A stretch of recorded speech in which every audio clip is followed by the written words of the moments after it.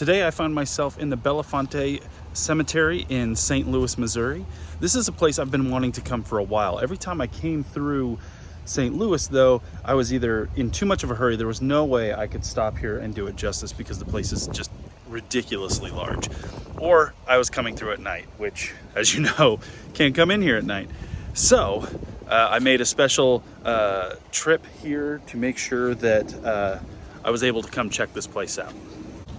Now, the cool thing about this cemetery is, one, it is just massive, but also it has a lot of history in it.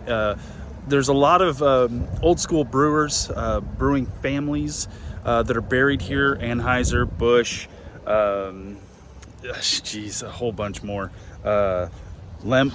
I'm excited to see those memorials to those families and just to walk the grounds, because as you can see, I am here in the fall time. This is my last stop on this big road trip that I've been able to do thanks to the support of you guys, and I can't think of a better place to kind of end things out.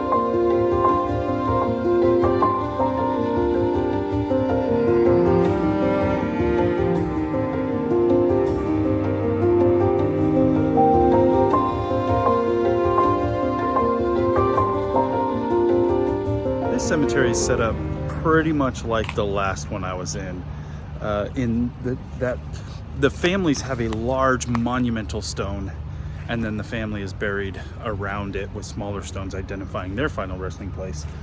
There's also quite a few mausoleums, which, as you know, I really enjoy mausoleums. I think they're pretty cool.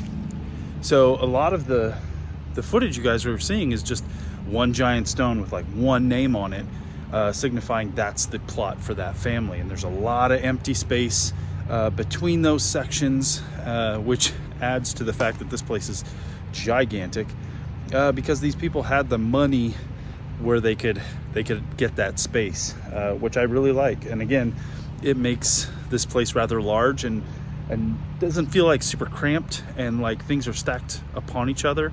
It feels peaceful and open. So let's get back to checking out things like this mausoleum.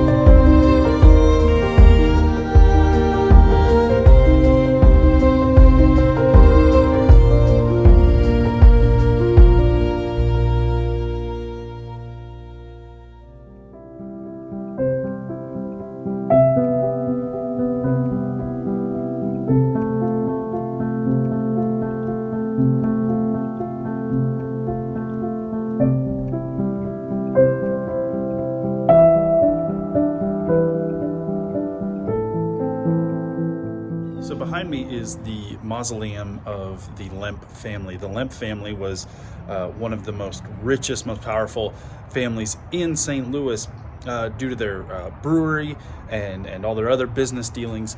But the family was just kind of inundated with tragedy. Many family members were dying. Suicides were prevalent. I think 3 different people committed suicide in the Lemp mansion. The Lemp mansion, one of the most haunted or supposedly haunted locations in St. Louis. There's also been reports that their mausoleum may be haunted too. Take that as you will. Always be respectful if you're coming to take a look up here. But there are reports of people looking inside and seeing figures inside. Now this thing is huge. It is gigantic, as you can see, but only half full. If you take a look inside these windows, you can see on one side all the slots are filled up. You can see all the names and dates. The other side's completely blank. My assumption being that at one point when they decided to build this thing, I want to say for, in today's money, $1 million+, $1.5 million, I think I read. They build these kind of things because the family's huge and it's an impressive family that the lineage is going to go on and on and on. So they build a family memorial to fit all the family they assume is going to come, and I guess it just didn't really. We only have half of this massive mausoleum filled. But I suggest if you're interested, look up the Lemp family and the history. It is very interesting.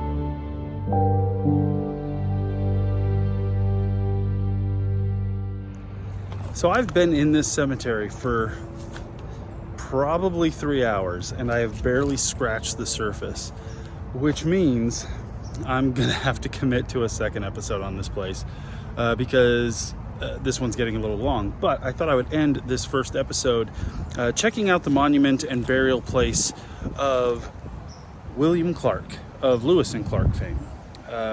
Let's check it out. It's pretty awesome. There's a lot to see.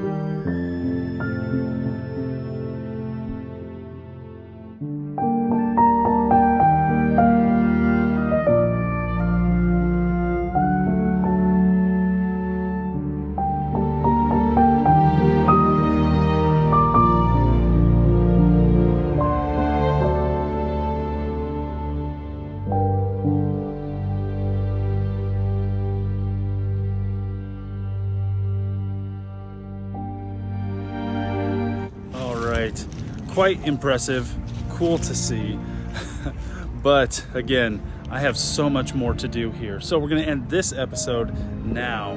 Remember, when you're wandering around massive cemeteries, remember, be safe, be respectful, and I'll see you on the next one.